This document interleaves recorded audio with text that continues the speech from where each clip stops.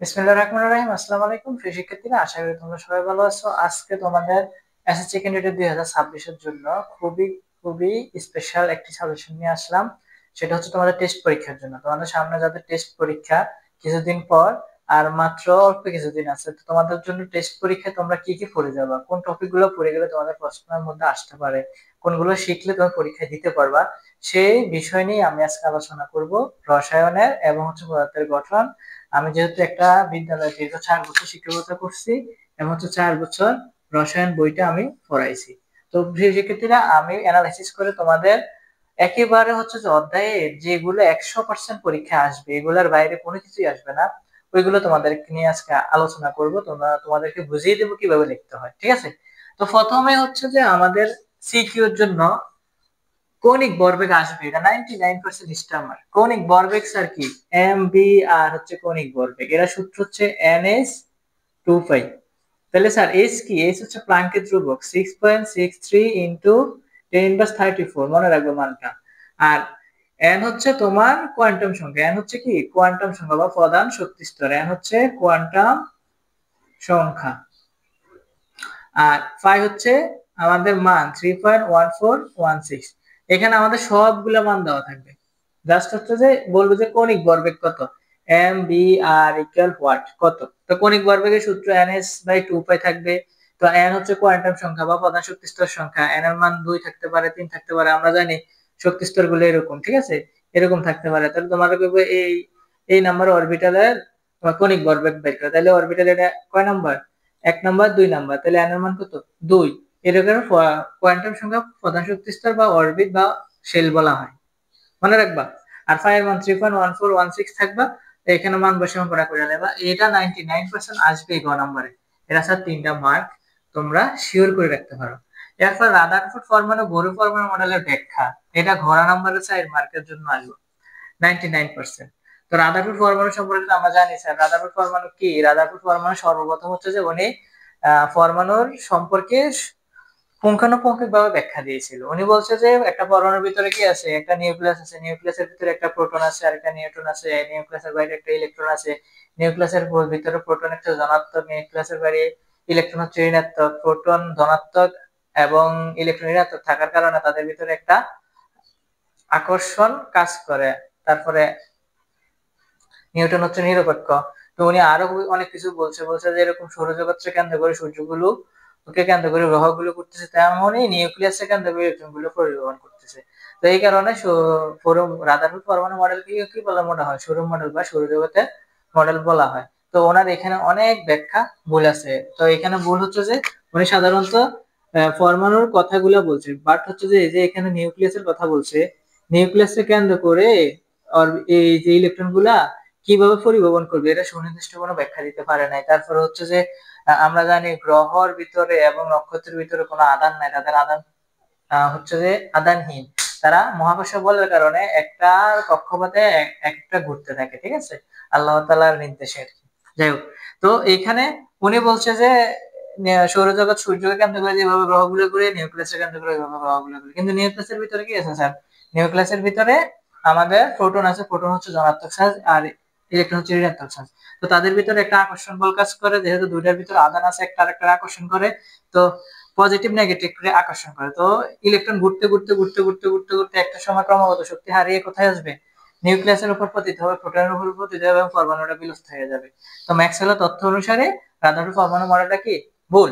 তাহলে এখানে বড় পরমাণু এটা সুনির্দিষ্টভাবে একটু ব্যাখ্যা দিয়েছে। উনি বলছে যে বৃত্তাকার পথে তোমার ইলেকট্রন গুলা ঘুরবে এবং হচ্ছে বৃত্তাকার পথের এগুলার নাম বলছে, কয়টা প্রধান শক্তি স্তর আছে, এগুলার ইলেকট্রন ধারণ ক্ষমতা, সবকিছু মিলে উনি মোটামুটি আরো অনেক ব্যাখ্যা দিছে। তো তাদের ভিতরে কোনটা হচ্ছে যে সুবিধা আর অসুবিধা, কোনটা সবচেয়ে বেশি উপযোগী, কোনটা অনুপযোগী, এগুলা নিয়ে তুমি একটু ব্যাখ্যা বিশ্লেষণ করে ঘোড়া নাম্বারে লিখে দিবা নিজের মতো করে। বইয়ের মধ্যে যেভাবে লেখা আছে নিজের থেকে একটু ভিতর বাড়াইয়া লিখবা, ঠিক আছে? তাহলে তুমি এখানে কি করতে পারবে? একটা মার্ক নিতে পারবে। এবার হচ্ছে ইলেকট্রন বিন্যাসের সাধারণ নিয়মের ব্যতিক্রম ব্যাখ্যা। এটা তো স্যার 100% আসবেই আসবে, এটা স্যার আসবে। এটা কি স্যার? এটা হচ্ছে যে আমাদের ইলেকট্রন বিন্যাস সাধারণ নিয়মের ব্যতিক্রম। সরি 3 নাম্বার, সরি আমি 3 নাম্বার ইলেকট্রন বিন্যাসের মাধ্যমে শক্তি নির্ণয় করে 3d 4s অরবিটালে ব্যাখ্যা করো। এটা আসবে। এই যে আমরা জানি পটাশিয়ামের ইলেকট্রন বিন্যাস আমরা জানি, ঠিক আছে, পটাশিয়াম ইলেকট্রন বিন্যাস আমরা সাধারণভাবে এটা জানি যে 1s2 2s2 2p6 তারপরে 3s2 3p6 3d1 ইলেকট্রনটা এরকম থাকার কথা, বাট ইলেকট্রনটা এরকম বিন্যাস হবে না। এটা হবে 1s2 2s2 2p6 3s2 তারপরে 3p6 4s1। এখন হচ্ছে স্যার এইখানে 3d অরবিটালে না গিয়ে 4s অরবিটালে কেন ইলেকট্রন যাবে, এটার মেইন ব্যাখ্যাটা আমাদেরকে দিতে হবে। তুমি যদি ব্যাখ্যা না দিতে পারো তাহলে তোমার এখানে কোনো নাম্বারে পাবো না। এটা 4টা মার্ক বা 3 মার্ক এটা আসে ঘ নাম্বার বা ঘ নাম্বারে এটা আসে। পটাশিয়াম ইলেকট্রন 3d অরবিটালে না গিয়ে 4s অরবিটালে কেন যায় ব্যাখ্যা করো। তাহলে কেন যায়, কারণ হচ্ছে আমরা শক্তি নির্ণয় করার মাধ্যমে বলতে পারি। কি নির্ণয় করার ক্ষেত্রে? শক্তি নির্ণয় করার ক্ষেত্রে। তো শক্তি নির্ণয় কিভাবে করব? আমরা n+l দ্বারা করব। n হচ্ছে কি স্যার? n হচ্ছে প্রধান শক্তি স্তর, n হচ্ছে প্রধান শক্তি স্তর, l হচ্ছে উপশক্তি স্তর, ঠিক আছে। তো এইখানের মধ্যে আমরা 3d আর হচ্ছে ও 4s এর শক্তি নির্ণয় করব। তাহলে আমি l এর উপশক্তি স্তর সম্পর্কে জানতে হবে। l এর উপশক্তি স্তর হচ্ছে 4টা orbital s p d f, এবং s অরবিটালের জন্য l এর মান 0, p অরবিটালে l এর মান 1 মনে রাখবে, d অরবিটালের জন্য 2, f অরবিটালের জন্য 3। এবার আমরা তাদের ভিতরে শক্তি নির্ণয় করে নেব। 3d অরবিটালের শক্তি আমরা n+l জানি, ঠিক আছে। তাহলে n এর মান কত স্যার? n এর মান এখানে 3 প্রধান শক্তি স্তর, আর d অরবিটালের জন্য l এর মান 2, তাহলে 3 এ 2 কত? 5। আর 4s এর জন্য আমরা n+l লিখতে পারি, প্রধান শক্তি স্তর 4, l এর মান স্যার কত? s এর জন্য 0, তাহলে এখানে কত হয়? 6 হয়। তাহলে এখানে দেখো 5 বেশি, 3 অরবিটালের মান বেশি আর 4s অরবিটালের মান কম।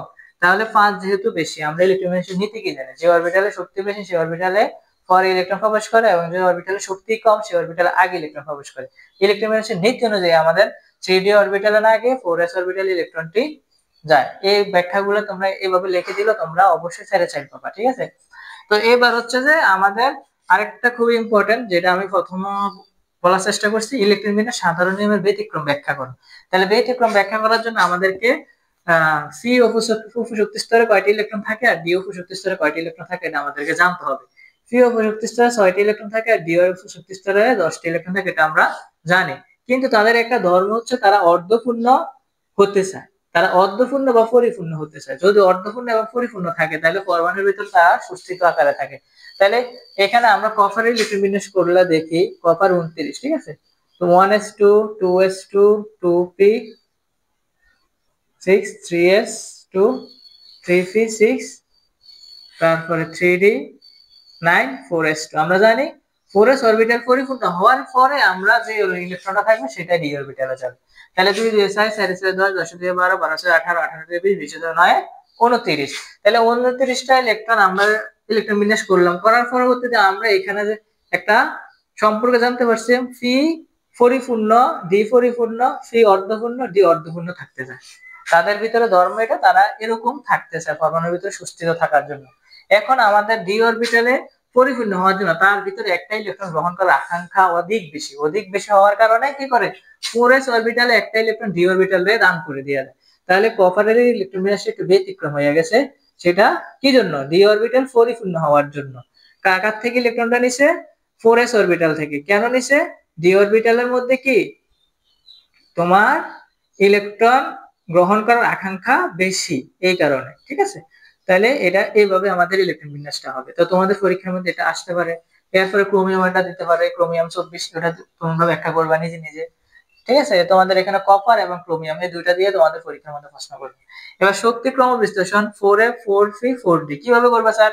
ওই যে স্যার একটু শক্তি সূত্র দেখাইছি, শক্তি সূত্র দেখাইছি n+l, এটা দ্বারা তুমি কোনটার মান কত বাইর করবা। 4f এর মান কত, 4b এর মান কত, 4d এর মান কত। আমরা কিন্তু f এর জন্য প্রশক্তি স্তর মানে 3, p এর জন্য প্রশক্তি স্তর জানি আমরা কত 1, d এর জন্য প্রশক্তি স্তর আমরা জানি 2। তাহলে আমরা এটা যোগ করে দিলে যার মান বেশি হবে তার শক্তি তত বেশি হবে। তাহলে শক্তির ক্রম বিশ্লেষণ করবা।